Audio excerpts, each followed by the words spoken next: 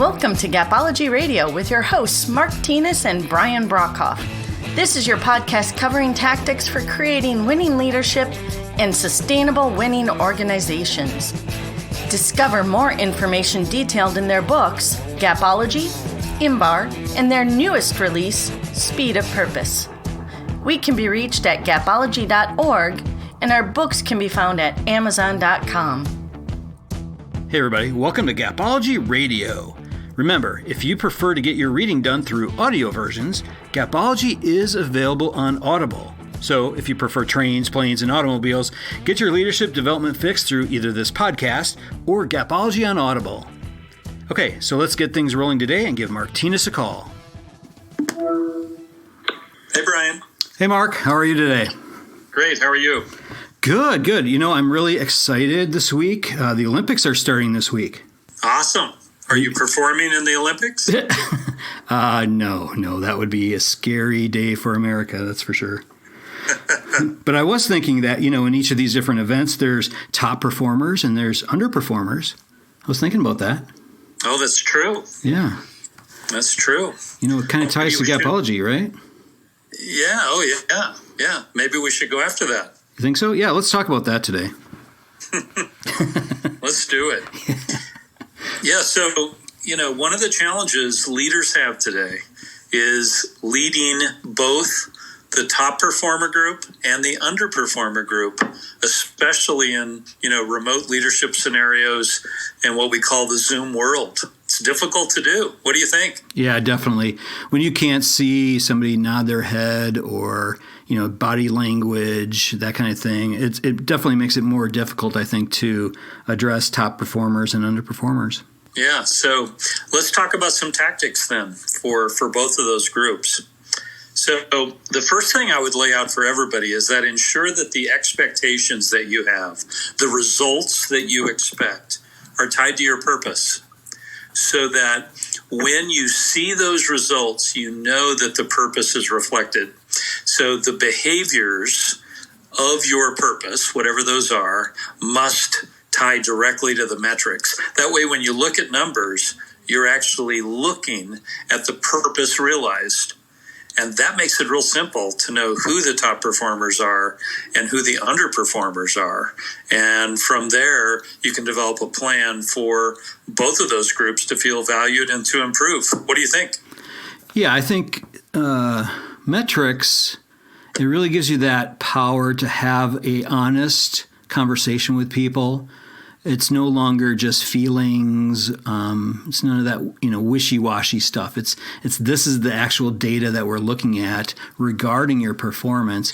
I think it just makes things easier for the leader, but I think it also makes it easier for the underperformer to, you know, agree and absorb, you know, what you're saying to them. Yeah, the greatest organizations that we've worked with take the purpose, turn it into a potential metric, but then test the behaviors to equal that so that they know that when that metric is in place, the behavior is also in place. And that's one of the keys to Gapology as well, that there's not a gap between the two. So right. Yeah, that's a big deal. Think about that, though, for a moment more. So from a distance, you know if your purpose is being realized. So ensure that your metrics are that clear. Ensure that everybody's clear on them. Ensure everybody's clear why those are the metrics and that they equal, you know, this set of behaviors. And then it all starts coming together. So, yeah, I think you can really look at some tactics, things like videotaping some top performers. You know, recording calls that people might make, you know, having some sort of verifiable proof that the top behaviors work every time, I think gives you some additional power. So, I would say to explore all the different tools that are available for you, even in a remote world. Yeah, absolutely. Well, let's talk about top performers and tactics for that group. So the biggest challenge here is often that top performers are left alone. And that may work for a while, but the interesting thing Brian and I have found is that many top performers have a whole nother level. that they can achieve. They actually often have more upside than anyone else on the team. And from that, we can learn. So leaving them alone is not a great thing. Leaders often learn more from the top performers. So wherever you can, however you can, learn from them, and the whole team can grow from that piece. Some of the tactics that the top performers enjoy is when you publish results and literally put their name next to a result. That's of great significance. And again, if that metric, that number you put by their name, is equal to the purpose, it's a big deal for the whole team, and it's a big deal for the purpose. Ensure that top performers have a next step, a promotion cycle if that's what they're looking for. You don't want to lose your top performers in the competitive job market that we're in today. And that's a real risk. And it's a risk to the organization, and it's a risk to the purpose as well. Often top performers will enjoy stretch assignments or stretch projects, and that's good. They may want to mentor. One of the key tactics we've seen there is having them own an underperforming peer's results, having them own them for a period of time, taking over that result as well. And some great things can come from that. But top performers need likely as much attention as underperformers, and they generally do not get it. Yeah, absolutely. I think this is a very ignored group a lot of times because those are the people that you really count on. So you try to focus all of your energy on those underperformers. And I think there's a real danger there in somebody who is a top performer that's very committed. So if you think about what we talked about last week on the commitment ladder, there's a real danger for that person to slide down the commitment ladder if they're not receiving the type of leadership that they really require.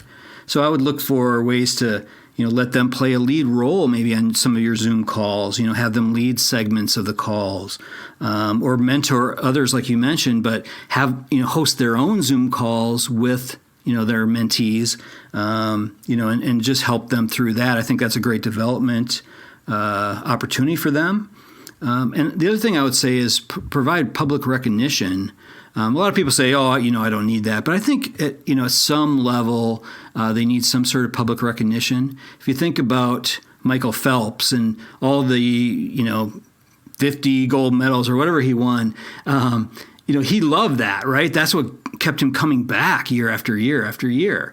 And I think that recognition, standing on the podium, listening to the national anthem, really drives people. So, I'd say look for ways to do that, even over Zoom. Yeah, at the end of the day, even a top performer enjoys a standing ovation. Yeah. Standing ovations feel good. Yeah, And you can do a standing ovation on a Zoom call. So, for sure. Yeah, that'd be great. Yeah, we did a podcast a while back about we are what we celebrate. So when you're celebrating top performance that is equal to your purpose, that's who you are. Yeah. You've become your purpose. So ensure that we are what we celebrate is real. Right. And think about it. Think about the things you celebrate as a team. So yeah, it really brings it to life. It makes it real. No, that's great. Thanks for that, Brian. Well, let's talk about underperformers. So one of the key tactics is to reinforce with them the behaviors that are equal to the purpose and the metrics that measure those behaviors. Don't take for granted that they understand it. Often a turning point can be their full understanding, again, of those behaviors and why the metrics matter. It can be a big deal. You're tying them then to the purpose, and you're asking them to deliver the purpose. That can be huge. Yeah, I think it does tie back to accountability, right? So we have accountability under the action gap in Gapology. And that the source of being able to hold people accountable is laying out clear expectations around the behaviors and the metrics. So do that up front. It allows you to create that accountability and to create that sense of self-accountability, which is ultimately, really where you want to get to. Yeah, no, I love that. Another key tactic with an underperformer is ask them why. Ask them why they're underperforming. Have them explain it to you. You might learn a lot. You might find some gaps in what they didn't know, but you might also find the solution. And they might not know how to dig out of the hole, but when you hear it from them, you might know how to do that. So ask them why. Have them explain it to you. It's quite an interesting exercise, and most leaders don't do it. They do not do it. And often the solution is right there. Offer support. Ask them if they would appreciate that, if it would help. Offer them a mentor. Ask if they would appreciate that and if that would help. Another key tactic that I've seen work very well, and it depends on the type of business you're in, but just assume that at the end of the day, let's say that your day ends at 5 o'clock. At 4 o'clock, what if you did a touch base with that underperformer and had them walk you through their day? And what if they knew that was coming the following day? And it was very supportive. It was very embracing. It wasn't challenging, but you were able to get a glimpse into their day, what they thought mattered, what they thought they were delivering in terms of the purpose, etc. I think by having a recap of the day, you can find things to celebrate, find things to reinforce for the following day, and find pathways to the purpose that they may not have been able to see. So by taking your time, and maybe it takes 15 minutes, you can get this recap of the day. And again, by having them know that it's coming the following day, it allows you to know what they believe their best is, because they're going to put their best into it. And that gives you a glimpse into who they are, what they believe in, and what they're capable of delivering. And it can be quite effective. What do you think, Brian? Yeah, I love what you said at the beginning there about making sure that it's supportive.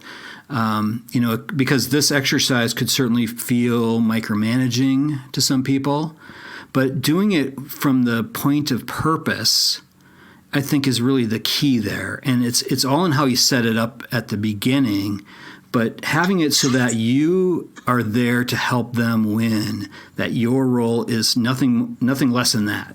I think that really sets the stage so that people feel where they can honestly share some of the things that they're struggling with. And then I would say keep an eye on the metrics as you're doing it, because that will tell you if they're really taking what you're offering as advice, as coaching, and putting it into action. Yeah, I like that. I think micromanagement may get a bad name at times, and micromanagement may be exactly what an underperformer needs. And through the micromanagement, they come out of it. One thing that some people may not know, some leaders may not know, is we have found many of the top performers in the underperformer ranks. So they're an underperformer, but they're actually a top performer. And with your leadership, they become the best. They outperform the top performing group. So there's just something that needs to change for them that changes everything. So we have seen many times underperformers become the top performer. And often it is micromanagement that exposes that. And we're not talking about micromanagement forever. We're talking about micromanagement for a short time in a supportive way to understand. And if they're not going to make the team, that becomes clear as well.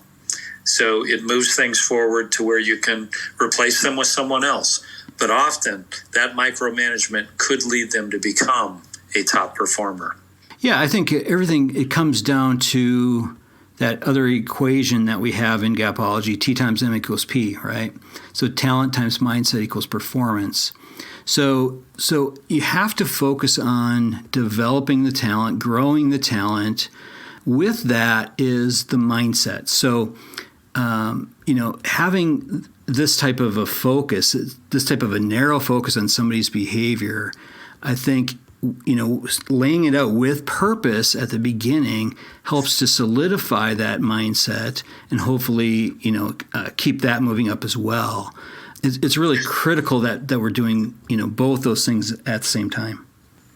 Yeah, and think about the fact that you've already said that the metric that they're underperforming in is a metric that equals your purpose. So you know that they're underperforming in relation to your purpose. Yeah. So that's a big deal. Yep. And so you have to figure out how to overcome that one way or the other. If you believe in the purpose as a leader, you've got to overcome that. And often it's right there. You'll find it. You'll find it. Right. So in summary, we believe that often the top performing group and the underperforming group are big opportunities to move the entire team forward. And they may get neglected. Top performers not focused on at all. Underperformers sometimes focused on too much and or misfocused. And with the tactics we've talked about today, you can truly move both of them forward and really achieve your focus and your purpose and really deliver the behaviors and the results, that you're looking for. Brian, I'll turn it to you to close. One of the things I was thinking about there is that we tend to be drawn to the things that we're passionate about or things that we're really good at. So what I would say is make sure that when you're looking at your team and those that you're considering to be the top performers, make sure to use your purpose as the true north. Are they delivering on all the behaviors that deliver the purpose? Don't get caught up in task-specific successes. Look at the bigger picture so that you're able to help them with the things that they may struggle with as well. Achieving the purpose, achieving the full expectation, that's really the ultimate goal here. Yeah, thanks for that, Brian. Yeah, it definitely can be topic specific, but that comes back to my beginning, which is ensure that the metrics that you're measuring equal your purpose. And that makes everything quite a bit easier. We talk about that extensively, by the way, in Speed of Purpose, a book we're very proud of. Yeah, absolutely. Well, thanks, Brian. Okay. Awesome job, Mark. We'll talk to you later. Okay. Bye. All right. That'll do it from here. For more information on Gapology, IMBAR, or Speed of Purpose, head on over to our website, gapology.org. Everybody have a fantastic week. Enjoy the Olympics. We'll talk to you all soon. This has been a Gapology production. Visit us at gapology.org.